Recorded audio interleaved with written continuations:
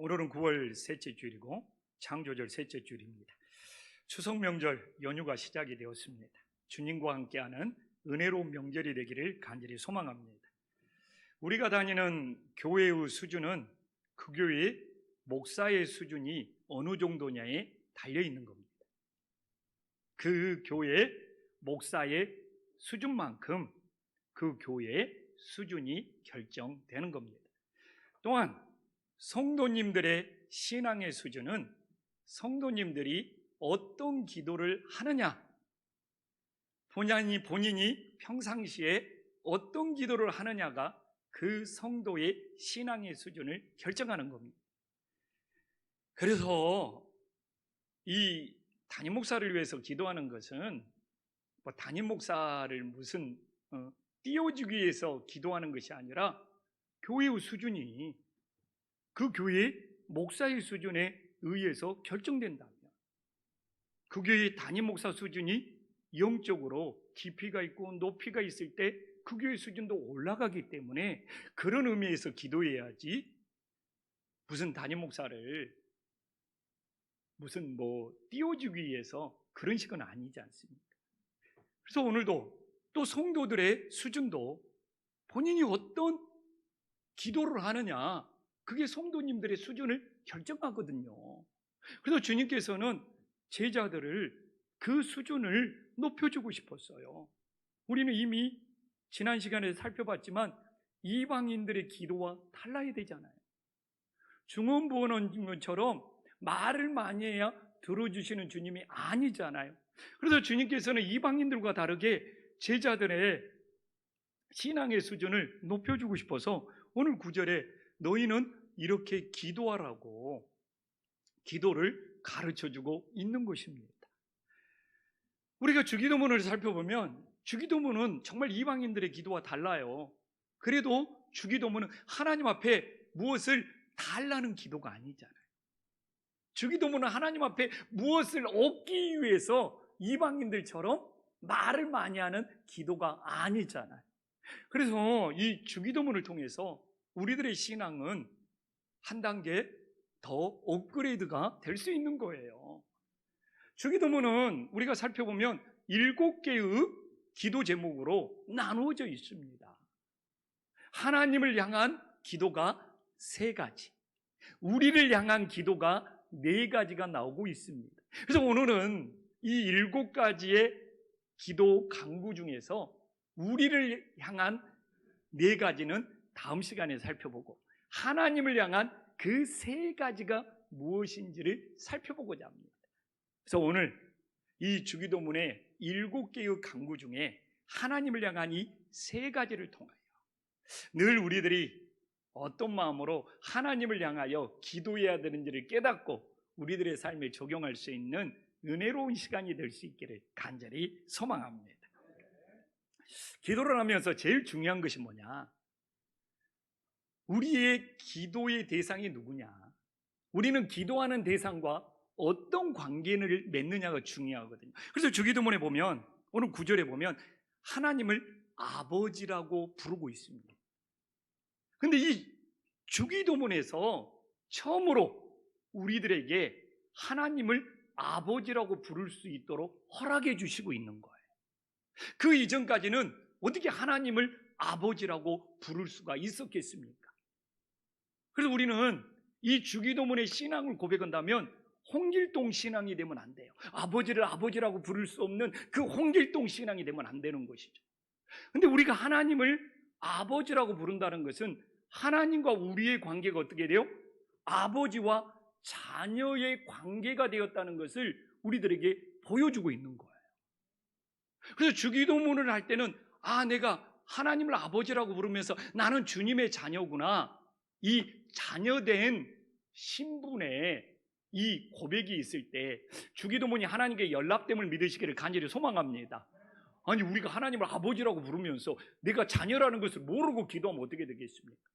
그래서 우리는 예수님의 보혈로 우리들이 구원받고 하나님의 자녀가 되어서 자녀가 된 특권으로 하나님을 아버지라고 부르면서 기도할 수 있음을 믿으시기를 간절히 소망합니다. 구약에서 제일 위대한 인물을 율법을 대표하는 모세라고 하고 선지자를 대표하는 엘리야라고 하고, 그래서 이 모세와 엘리야가 변화산상에 예수님이 나타날 때 함께 등장했습니다. 그러나 이 모세와 엘리야도 주님의 자녀가 아니기 때문에 하나님을 아버지라고 부를 수가 없습니다. 그들은 종의 신분이기 때문에. 그러나 우리는 자녀가 되었기 때문에, 십자가 보혈로 구원받고 자녀가 되었기 때문에 이 주기도문을 하면서 하나님을 아버지라고 부른다는 것이 대단한 특권이 됨을 믿으시기를 간절히 소망합니다. 그래서 구약에서는 하나님을 직접 만날 수가 없었어요. 제사장들을 통해서 하나님을 만나야 되는 거예요. 그게 가운데 이 제사장을 거쳐야 되는 거예요. 이 중보자를 거쳐야 되는 거예요. 그러나 이제 우리는 자녀가 되었기 때문에 하나님을 직접 만날 수가 있는 거예요. 하나님의 보좌에 직접 나아갈 수가 있는 거, 이게 자녀된 특권임을 믿으시기를 간절히 소망합니다. 아니, 우리 자녀들이 제 방에 들어올 때 누구 허락받고 들어오냐고. 아버지 방이라고 그러니까 나 아버지 만나겠다고 직접 제 방에 들어올 수가 있는 거예요. 왜? 자녀된 그게 특권인 거예요. 그렇기 때문에 우리가 자녀가 되어서 하나님을 아버지라고 부른다는 것은 이제 누구를 거치지 않고 아버지께 직접 나가고 아버지를 직접 만날 수 있고, 우리가 하늘의 보좌에 우리의 기도가 직접 연락된다는 것을 다시 한번 기억할 수 있기를 간절히 소망합니다. 근데 그 하나님 아버지가 우리 아버지예요.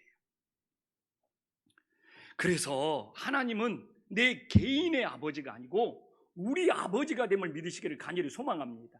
그래서 기독교의 신앙은 개인주의 신앙이 아니고 우리 공동체의 신앙이 되어야 된다는 거예요. 이 서양은 또 이렇게 영어권은 나라는 것을 굉장히 강조하거든요. 근데 이렇게 주기도문은 유일하게 하나님을 Our Father라고 합니다. 우리 아버지라고 합니다. 이 헬라어 원어에도 정말 하나님을 Our Father, 우리 아버지, 우리 아버지라는 것을 굉장히 강조하고 있어요. 서양은 My Father예요. 나의 아버지. 굉장히 자기라는 것이 강하는데 이 주기도문만큼은 우리 아버지로 시작해서 우리에게 일용할 양식을 주시고 우리의 죄를 사하여 주시고 우리로 시작해서 우리로 끝납니다. 그래서 이게 주기도문의 신앙은 개인적인 신앙, 혼자 믿는 신앙이 아니라 우리의 공동체 신앙이 되는 거예요. 그런데 개인주의 신앙은 뭐가 잘못이냐 그러겠지만, 요한복음 13장 34절에 나와 있지만 예수님의 명령이 있어요. 요한복음 13장 34절에 뭐라고 합니까? 서로 사랑하라는 거예요. 내가 너희를 사랑한 것 같이 너희도 서로 사랑. 근데 이 개인주의 신앙은 서로 사랑할 수가 없습니다. 그러나 우리 공동체의 신앙은 서로 사랑할 수가 있는 거예요. 그래서 신앙이 깊어지면 우리가 넓어져야 돼. 우리 가족만 우리가 아니라, 우리 교우들만 우리가 아니라 땅끝까지 복음을 전하는 사람들이 우리가 될 수 있기를 간절히 소망합니다. 그래야지 주님께서 우리들에게 서로 사랑하라는 것을 우리들이 순종하면서 따를 수가 있는 거예요. 그래서 많은 사람들이 개인주의 신앙에 갇혀 있지만 정말 우리 주기도문을 고백하는 우리들은 하나님이 우리 아버지가 돼요. 근데 생각해 보십시오. 아버지라고 부르면 그 자녀들은 다 형제 자매가 되는 거예요. 오늘 대표 기도하신 박장로님이 하나님을 우리 아버지라고 부르면 나도 하나님을 우리 아버지라고 부르기 때문에 영적인 가족이 되는 거예요.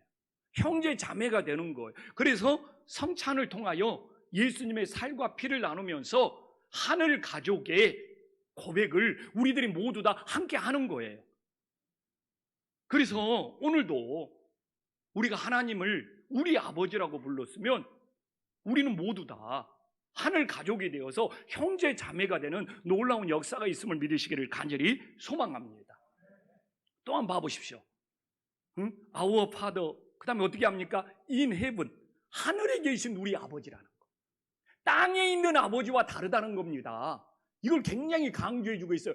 땅에 있는 아버지는 연약하고 영원하신 아버지가 아니지만 하늘에 계신 우리 아버지는 정말 전능하시고 영원한 아버지가 됨을 믿으시기 때문에 우리는 하늘에 계신 아버지께 기도하고 있다는 것을 반드시 기억할 수 있기를 간절히 소망합니다. 그래서 땅에 있는 아버지와 차별성을 두고 땅에 있는 아버지와 다르게 우리는 하늘에 계신 우리 아버지께 기도하고 있다는 것을 반드시 기억해야 돼요.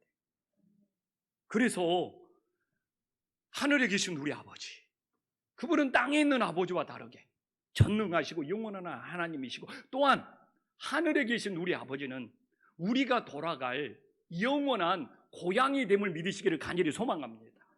오늘 예배를 인도하는 항승재 목사가 예배가 끝나면 고향에 아버지한테 내려갑니다. 고향에 가는 이유는 무엇입니까? 부모님이 계시기 때문에, 아버지가 계시기 때문에 부모님을 뵈려고 명절이 되면 고향에 내려가는 거예요. 저는 고향에 갈 필요가 없어졌어요. 왜? 부모님이 안 계시기 때문에. 이게 그렇게 중요한 거예요. 그래서 우리 주님이 우리의 아버지가 된다면 우리는 어디로 돌아가야 됩니까? 하늘에 계신 아버지께로 돌아가는 것이 우리의 자녀된 은혜가 됨을 믿으시기를 간절히 소망합니다. 그래서 우리가 살아서는 하늘에 계신 아버지께 기도하고, 우리가 죽어서는 우리의 고향, 우리의 영적인 고향, 하늘에 계신 아버지께 돌아간다는 이 은혜가 담겨져 있음을 믿으시기를 간절히 소망합니다. 그래서 우리가 이렇게 주기도문을 하면서 하늘에 계신 우리 아버지요, 이 얼마나 놀라운 고백입니까? 야, 우리가 자녀가 되었구나. 우리는 개인적인 신앙이 아니라 우리라는 공동체의 신앙이 되어야 되구나. 아, 우리 아버지는 땅에 있는 아버지가 아니고 하늘에 계신 아버지이기 때문에 우리는 하늘의 고향으로 돌아가야 된다는 이 놀라운 고백을 하면서 주님께 기도할 수 있기를 간절히 소망합니다. 그러면서 하나님 아버지의 이름을 부른 다음에 이제 하나님을 향하여 첫 번째 간구가 나옵니다. 오늘 9절에 봐보십시오. 이름이 거룩히 여김을 받으시오며. 그런데 이 헬라어 원어 성경에는 당신의 이름이라고 확실히 나와 있습니다. 그래서 영어 성경도 Hallowed be your name, your name, 당신의 이름이에요. 당신의 이름, 주님의 이름이 거룩히 여김을 받는 거예요. 그래서 오히려 원어 성경이나 영어 성경이 더 주기도문의 뜻을 분명히 전하고 되어 있어요. 그래서 Hallowed be your name, 당신의 이름이, 주님의 이름이 거룩히 여김을 받으시라고. 그래서 우리는 영광을 받으실 분은 주님의 이름밖에 없다는 것을 다시 한번 기억하기를 간절히 소망합니다. 그래서 우리가 오늘도 예배하면서 사람이 영광받으면 안 돼요. 오직 주님의 이름만 영광받는 예배가 되어야지 참된 예배가 됨을 믿으시기를 간절히 소망합니다. 그래서 이 히브리인들은, 유대인들은 이 이름에 어떤 의미가 있냐면, 이름이 있으면 그것이 세상에 존재하고 이름이 없으면 세상에 존재하지 않는 거예요. 이게 히브리적인 사고예요. 그래서 이름이 있으면 존재하지만 이름이 없는 것들은 존재하지 않는다는 거예요. 그래서 이름에는 여러 가지 의미가 있지만 최고의 의미는 존재라는 의미예요. 그래서 이 히브리인들은 이름이 바뀌면, 야곱이 이스라엘로 바뀌면 그 존재가 바뀌는 거예요. 그래서 여기서 Your name, hallowed be your name, 당신의 이름이, 이건 뭡니까? 하나님이 존재한다는 것을 확실히 믿고 있는 거예요. 이름은 존재의 의미이기 때문에 그냥 우리는 하나님께 영광 돌린다고 할 수 있잖아요. 근데 굳이 당신의 이름이, 주님의 이름이 거룩히 여김을 받는다는 것은, 나는 이름이 있으면 존재하니까 하나님이 확실히 존재하는 것을 믿으면서 영광을 돌리고 거룩히 여긴다는 것도 놓치지 않기를 간절히 소망합니다. 그래서 우리 한국 사회가 이 여성의 존재가 되게 무시를 당한 거예요. 여성의 이름을 불러주지 않잖아요. 누구의 아내, 누구의 엄마. 그래서 저는 정말 우리 아내의 이름을 부르는 걸 좋아합니다. 수정아, 수정아, 수정아. 그래서 목사님들 모임 가면 다 우리 아내 이름을 알아요. 단 사람을 아무도 몰라도 나는 자꾸 우리 이수정 자꾸 불러서. 왜? 거기는 하나님이 만든 생명이 존재하고 있다는 거. 그래서 내가 내 아내 이름 부른다고 그거 정말 내 아내를 어떻게 보면 최고로 높이는 거예요. 누구의 엄마가 아니에요. 수아의 엄마가 아니고 누구의 아내가 아니고. 그래서 오늘 그냥 주님이 영광 받는다 그러면 돼요. 주님이 거룩히 여김을 받는다 그러면 돼. 근데 굳이 이름을 넣는다는 것은 나는 하나님의 존재를 확실히 믿으면서 우리 주님을 거룩히 여기고 있다는 이 놀라운 은혜를 놓치지 않기를 간절히 소망합니다. 그러면 거룩히 여긴다는 의미는 무엇입니까? 두 가지가 있어요. 하나는 뭡니까? 분별한다는 거예요. 세상 것과 분별한다는 거예요. 성경을 봐볼까요? 레위기 10장에 보면 나답과 아비후, 아론의 아들 나답과 아비후가 나옵니다. 하나님께 드려야 될 것을 분별하지 않았어. 하나님이 명령하신 불을 드려야 되는데 다른 불을 갖다가 드려버리는 거예요. 그래서 하나님을 거룩히 여긴다는 것은 세상 것과 분별해야 되는데 나답과 아비후는 세상 것과 분별하지 않고 다른 불을 드렸다가 하나님의 심판을 받고 있음을 우리들에게 보여주고 있는 거예요. 그래서 오늘도 우리가 예배를 드린다는 것은 분별할 줄 알아야 돼요. 세상 것과 분별을 할 줄 알아야 돼요. 근데 왜 나답과 아비후가 다른 불을 드렸느냐? 세상 것과 분별하지 못했느냐? 세상이 취했으니까. 나답과 아비후가 취하다 보니까 하나님 것을 분별하지 못하고 다른 불을 드렸다가 하나님의 심판을 받고 있음을 보여주고 있는 겁니다. 그래서 우리가 세상에 취하고 세상에 휩쓸리면 그 자체보다도 거룩한 것을 분별하지 못해서 멸망의 길로 가고 있기 때문에 그것이 안타까운 것이죠. 그래서 우리가 하나님을 거룩히 여긴다는 것은 어느 곳에 있든지 세상 것과 분별하고 명절을 보내면서도 하나님이 원하지 않는 것을 분별하고 우리가 세상의 제사를 분별하고 이걸 하나님을 거룩히 여기는 거예요. 또 하나는 뭡니까? 거룩히 여긴다는 것은 하나님을 합당하게 영광을 돌린다는 거예요. 합당하게 영광을 돌린다는 거예요. 자, 사무엘하 6장을 봐보면 다윗이 하나님의 법궤를 나르다가 실패합니다. 왜? 사람의 편한 방법으로 소를 통해서 수레에 하나님의 법궤를 실어서 옮기려고 했습니다. 이 사람의 편한 방법이 실패하고 수레가 돌뿌리에 덜커덩으니까 베레스 우사가 법궤를 만져가지고 하나님의 심판을 받아버려요. 이게 사람의 편한 방법, 수레에 옮기면 얼마나. 근데 어떻게 됩니까? 다윗이 회개하고 다시 그 법궤를 하나님의 법궤를 어깨에 메고 옮기는 것이 하나님의 방법입니다. 어깨에 메고 옮기는 것이. 그러니까 사람의 편한 방법은 합당한 방법이 아니에요. 우리가 힘들고 어려울지라도 하나님의 방법으로 하나님의 법궤를 어깨에 메고 나아갈 때 그 합당한 방법을 하나님이 받으심을 믿으시기를 간절히 소망합니다. 그래서 예수님께서도 수고하고 무거운 짐은 다 내게로 맡기라고 했는데 유일하게 하나만 우리가 짊어지라고 합니다. 너희가 제자가 되어서 나를 따르려면 어떻게 합니까? 십자가를 지고 나를 따르라고 합니다.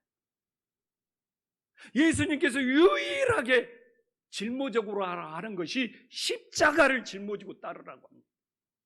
구약에서도 다른 건 다 수레로 옮길 수 있는데 이 말씀의 법궤, 하나님이 임재한 하나님의 법궤만 너희들이 친히 어깨에 메고 나아가라고 말씀하고 있습니다.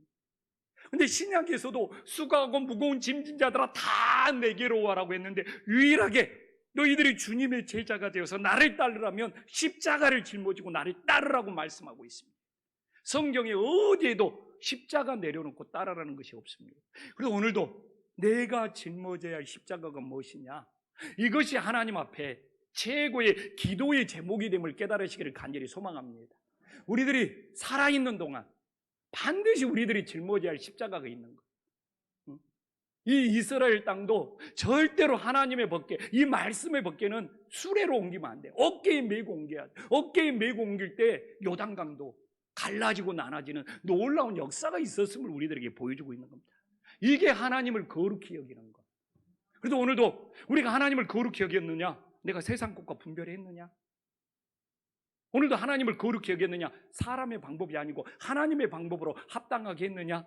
이게 바로 하나님을 거룩히 여기는 놀라운 은혜가 있음을 믿으시기를 간절히 소망합니다. 그러면 이제 두 번째 강구로 넘어갈게요. 나라에 임하옵시고 10절에. 근데 오늘 제가 자꾸 헬라어 원어 성경을 이야기할 수밖에 없어요. 여기도 당신의 나라에. NIV 영어 성경들은 다 잘 나왔어요. Your kingdom come. 당신의 나라가, 하나님의 나라가 Your kingdom come. 원어도 똑같습니다. 한국 성경이 좀 아쉬워. 그러나 헬라어 성경이나 영어 성경은 분명히 나와 있습니다. 예수님이 처음 말할 때는 Your kingdom come. 당신은. 그래서 저는 주기도문을 혼자 기도할 때는 그냥 영어로 정말 기도할 때가 많습니다. 우리 집사람은 옆에서 듣고 있을 거예요. 이게 원어 성경하고 같으니까, 헬라어 성경하고 같으니까 그냥 나라가 임하는 것이 아니라 Your kingdom come, 당신의 나라가 임해달라는 거예요. 주님의 나라가. 근데 왜 주님의 나라입니까? 왜 하나님의 나라입니까? 세상의 나라는 흥망성쇠가 있잖아요. 그러나 주님의 나라는 멸망하지 않고 영원함을 믿으시기를 간절히 소망합니다.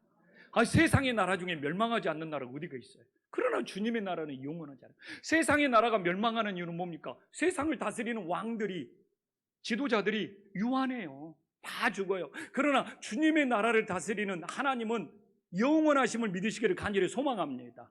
그래서 우리는 주님의 나라를 정말 사모하고 주님의 나라의 자녀가 되었을 때 그 주님의 나라에 참여할 수 있음을 믿으시기를 간절히 소망합니다. 또한 주님의 나라는 하나님의 말씀으로 통치하는 거예요. 우리나라 국민들은 헌법을 다 준수해야 됩니다. 헌법을 어길 수가 없어요. 우리나라를 다스리는 최고의 법은 헌법입니다. 그러면 하나님 나라를 다스리는 최고의 법은 뭡니까? 하나님의 말씀이 됨을 믿으시기를 간절히 소망합니다. 그래서 내가 하나님 나라를 내가 받아들였다, 내가 하나님 나라를 소유했다 그러면 우리나라 국민은 헌법의 다스림과 통치를 받아야 되듯이 나에게 하나님 나라가 임했다면 우리는 하나님의 말씀으로 통치를 받고 다스림을 받고 인도를 받아야 돼요. 우리나라 사람이 이 헌법에 다스림을 받는 것을 거부한다면 더 이상 우리나라 백성이 아닌 것처럼 내가 하나님 나라의 자녀가 되었다면 당연히 하나님의 말씀의 법을 따르고 순종해야 되는 거예요. 그걸 안 하면서 나에게 주님의 나라가 임했다. 이율배반적이죠. 또한 제일 중요한 것은 그러면 많은 분들이 나에게 하나님의 나라가 임했는지 임하지 않았는지 혼동스러워. 그래서 하나님의 나라는 지금 나에게 어떻게 이루어졌느냐? 이미 하나님 나라가 임했어요. 시작이 되었어요. 그러나 어떻게? 아직 완성이 안 된 거예요. 제가 여러 번 이런 말들을 했습니다. 하나님 나라는 이미와 아직 사이에 있다. 그래서 가끔 그런 분들이 있습니다. 나는 아직 부족해. 나는 아직 연약해. 그러면서 자기에게 하나님의 나라가 없다고 말해버리는 사람이 있어요. 근데 절대 그건 아닙니다. 이미 하나님 나라는 나에게 시작이 되었어요. 그러면 어떻게 되었어요? 아직 완벽하게 완성이 안 된 것이죠. 그래서 그 표현을 이미 하나님 나라가 시작되었으나 아직 완성은 안 되었다고, 이미와 아직 사이에 있다고 그러는 거예요. 그래서 우리는, 저도 마찬가지예요. 나에게 하나님 나라는 이미 시작이 되었어요. 그러나 아직 많은 부분들에서 완성이 안 되었어. 그렇기 때문에 자라나고 있는 거예요. 성장하고 있는 거예요. 그래서 하나님 나라 가면 완성이 됨을 믿으시기를 간절히 소망합니다. 근데 교회는 다니고 신앙생활을 하는데 자기 부족함이 있어. 그렇다고 이미 시작된, 이미 나에게 찾아온 주님을 부정해 버리면 안 되는 거죠. 이미 주님이 찾아와서 하나님의 나라는 시작이 되었으나 아직 완벽한 단계에 도달하지 못해서 성장하고 있는, 이미와 아직 사이에 있는 이 놀라운 은혜를 깨닫고, 혹시 우리가 부족할지라도 이미 임하신 하나님 나라를 부인해버리는 우를 범하지 않기를 간절히 소망합니다. 그러면 이제 하나님을 향한 세 번째 강구가 세 번째 기도가 제일 중요해요. 오늘 10절에 보면 뜻이 하늘에서 이루어진 것 같이 땅에서도 이루어지다. 근데 이것도 또 오늘 헬라어 그 원어 예수님이 직접 말했던 성경 이야기 열심히 엮게요. 주님의 뜻이에요. 하나님의 뜻이에요. 그래서 your will, 당신의 뜻이 your will be done. 하늘에서는 your will be done, 당신의 뜻이, 주님의 뜻이 이루어졌다는 거예요. 이게 원어의 뜻이에요. 그래서 정말 주기도문은 조금만 우리 성도님들이 수고해서 정말 영어로 기도하는 것이 훨씬 예수님이 직접 말했던 뜻과 같습니다. 주님의 뜻, your will be done. 사람의 뜻이 아니고 오직 주님의 뜻이 이루어졌다는 것이죠. 근데 주님의 뜻이 이루어졌다는 것이 그렇게 중요해요. 어떻게 보면 주기도문의 핵심이에요. 사실 주님의 뜻이 하늘에서 이루어진 것 같이 땅에서 이루어졌는다, 이 의미만 알아도 우리는 신앙생활을 아주 잘할 수 있어요. 그러나 주기도문을 수천 번 할지라도 주기도문의 의미를 모르고 있기 때문에 주문이 되어버리는 경우가 많아요. 중언부언이 되어버리는 경우가 많아요. 주기도문의 의미를 알아야 됩니다. 하늘에 계신 우리 아버지 이름을 알았고, 또 주님의 나라가 임한다는 의미를 알았고, 이제는 주님의 뜻이 하늘에서 이루어진 것 같이 땅에서도 이루어진다, 이 의미를 깨달아요. 첫 번째는 뭔지 압니까? 합일성이라고 합니다.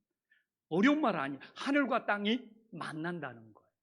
이게 하늘과 땅이 합쳐진다는 거예요. 이게 왜 이게 중요하냐? 이게 없었다면 기독교 신앙은 현실 도피적인 신앙이 되어버리고 신비주의 신앙이 되어버리고 세상을 떠나고 산속으로 들어가는 신앙이 되어버리는 거예요. 그러나 주님의 뜻이 하늘에서 이루어진 것처럼 내가 서 있는 땅에서 이루어져야 되기 때문에 하늘과 땅이 연결되고 합일성의 신앙이 되어서 현실 도피적인 신앙이나 세상을 외면하는 신앙이나 신비적인 신앙이나 그냥 뜬구름 잡는 신앙이 아니고 내가 살고 있는 땅에서 주님의 뜻이 이루어져야 된다는 살아있는 믿음이 된다는 것을 깨달으시기를 간절히 소망합니다.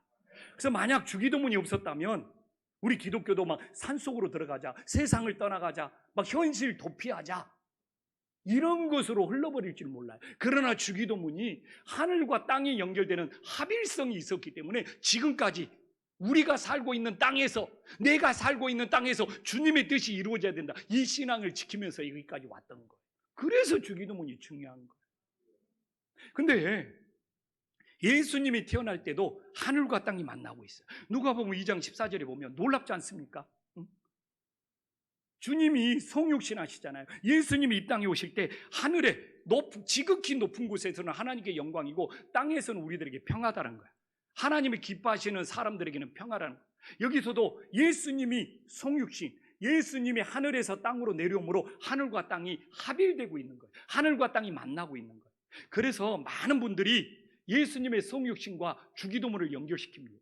하늘에서 주님의 뜻이 이루어지면 하나님의 영광을 받고, 땅에서 내가 살고 있는 이 사람들 사이에서 주님의 뜻이 이루어지면 내 안에 평화가 찾아옴을 믿으시기를 간절히 소망합니다.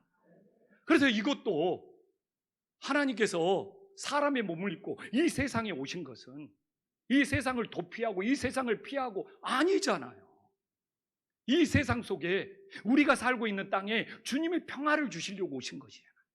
이 두 개를 연결시킵니다. 하늘에서 주님의 뜻이 이루어진 것은 하나님께 영광이고, 사람들 사이에서 주님의 뜻이 이루어지면 우리에게 놀라운 하나님의 평화가 찾아오심을 믿으시기를 간절히 소망합니다. 또한 이 주님의 뜻이 하늘에서 이루어진 것처럼 땅에서 이루어진다는 것은 확장성이에요. 무슨 이야기냐? 하늘에서 이루어졌듯, 또 내가 서 있는 땅에서 이루어졌듯, 또 어떻게 해야 돼요? 또 땅끝까지 하나님의 뜻이 이루어지는 놀라운 역사가 있기를 간절히 소망합니다. 하나님의 이 뜻이 확장해야 되고 전파돼야 되고 퍼져야 된다는 것이 없으면 하늘에서 끝나버렸겠죠. 그러나 내가 살고 있는 땅으로 내려왔어요. 그러면 내가 살고 있는 땅에서 끝나야 됩니까? 우리라는 건데 땅끝까지 하나님 나라가 확장되고 전파돼야 된다는, 주기도문에 이미 이것이 담겨져 있어요. 그래서 계속 하나님 나라가 확장되고 넓어지고 전파돼야 되는 거예요. 그러려면 어떻게 해야 됩니까? 제일 먼저 내 안에서 하나님 나라가 이루어져야죠. 그럼 내 안에 얼마만큼 하나님 나라가 이루어졌지? 내가 죽고 내 안에 예수가 사는 이 별세의 믿음이 하나님 나라를 이루는 거예요. 내가 죽는 만큼, 내 안에 예수가 사는 만큼 내 안에서 하나님 나라가 이루어지겠죠. 근데 이것이 나한테만 끝나야 됩니까? 땅끝까지 확장되어 가야죠. 그래서 사도행전 1장 8절에도 그 이야기를 하는 거예요. 성령이 임해가지고 우리 안에 하나님 나라가 임해서 권능이 생기면 예루살렘에서만 끝나버리는 것이 아니라 온 유대와 사마리아와 땅끝까지 확장되어야 된다는 거예요. 이게 주기도문 속에 담겨져 있는 거예요. 그래서 우리가 왜 선교해야 되느냐? 하나님 나라를 확장해야죠. 땅끝까지 확장해야죠. 하늘에서 땅으로 내려온 나에게 온 하나님의 뜻이 나한테만 끝나지 않고 땅끝까지 확장되는 이 주기도문의 확장성의 의미를 반드시 기억할 수 있기를 간절히 소망합니다. 또 하나 놀라운 것이 있어요. 뭡니까? 주기도문이 기도의 방향이 어느 쪽으로 흐르고 있느냐. 지금까지 우리는 기도는 땅에서 위로 올라가는 줄 알았어요. 다 그러잖아요. 내가 여기서 기도하면 이 기도가 하늘로 올라가지. 맞는 이야기입니다. 그러나 주기도문은 하늘에서 땅으로 내려오고 있어요. 이것 때문에요, 기독교가 부패하지 않고 타락하지 않고 이방 종교와 다른 거예요. 유일하게 이 주기도문만 기도가 위에서 땅으로 내려오고 있어요. 기도의 방향성. 그러나 이 주기도문의 방향성에 대해서 묵상하고 고민하지 않는 사람은 기도라는 것은 아래에서 위로 올라가는 줄 알아요. 땅에서 위로 올라가는 줄 알아요. 그러나 주기도문은 아닙니다. 그래서 주기도문이 놀라운 거예요. 주님의 뜻이 위에서 기도가 아래로 내려와요. 그래서 오늘 주님의 뜻이 하늘에서 이루어진 것 같이 땅에서도 이루어진다는 것이 놀라운 사실인 거예요. 어떤 사람이, 많은 이방 종교들도 기도합니다. 어떤 이방 종교가 우리들이 기도하면 다 아래에서 위로 올라간다고 생각하지, 위에서 아래로 내려오는 기도는 주기도문밖에 없다는 거예요. 이게 주기도문의 위대성입니다. 그래서 오늘도 우리가 땅에서 위로 기도하지 말라는 이야기는 절대로 아닙니다. 그러나 이 주기도문을 하는 순간만큼은 기도의 방향이 하늘에서 땅으로 내려오고 있구나, 이것만 생각해도 기독교의 타락과 기독교의 부패를 방지할 수 있었다는 거예요. 그래서 지금까지 우리 기독교의 신앙을 지켜주는 것이 바로 이 주기도문입니다. 놀라운 거예요. 근데 누가 주기도문을 고백하면서 주님의 뜻이 하늘에서 이루어진 것 같이 땅에서 이루어진 걸 통하여 하늘과 땅이 만나서 현실 도피적인 신앙이 아니고 내가 서 있는 땅에서 이루어져야 되고, 하느님이 하늘에서뿐만 아니라 땅에서 확장되기를 바라고, 또한 이 기도의 방향이 위에서 아래로 내려오고 있구나. 초대교인들은 이 의미를 묵상하면서 이 주기도문을 했기 때문에 주기도문을 고백하다가 막 눈물을 흘리고, 주기도문을 기도하다가 방언이 터지고, 주기도문을 하다가 삶의 변화가 일어났는데, 지금은 껍데기 주기도문을 하고 있는 거예요. 주기도문의 내용도 모르고 주기도문을 한다면 어떻게 됩니까? 주문을 외우는 것이 되죠. 그래서 하루에 몇 번씩 이 주기도문만 의미를 생각하면서 기도해도 하늘의 보좌가 움직이는 놀라운 역사가 일어나고 내 삶이 변화되는 은혜로운 사건이 일어남을 믿으시기를 간절히 소망합니다. 그래서 저는 초대교회로 돌아가자, 기독교가 다시 회복하자, 저는 단호히 말합니다. 주기도문을 제대로 고백하면 우리 기독교 신앙은 초대교회로 돌아가고 우리 신앙은 다시 회복된다. 그러나 이 시대가 주기도문을 암송할지는 몰라도 주기도문의 참된 의미를 잃어버렸다. 다시 회복해야 된다. 이걸 선포하고 싶은 거예요. 그래서 정말 오늘 이 주기도문 우리가 홍길동이 아니지 않습니까? 하나님을 아버지라고 부를 수 있는 것. 또한 주님의 나라는 우리가 돌아갈 영원한 고향이고, 또한 이 주님의 뜻이 땅에서 이루어진다는 걸 통하여 우리들 다시 한번 기도의 이 합일성과 이 기도의 확장성과 이 기도의 방향성을 가슴에 새길 수 있는 은혜로운 사건이 일어날 수 있기를 간절히 소망합니다. 기도하겠습니다.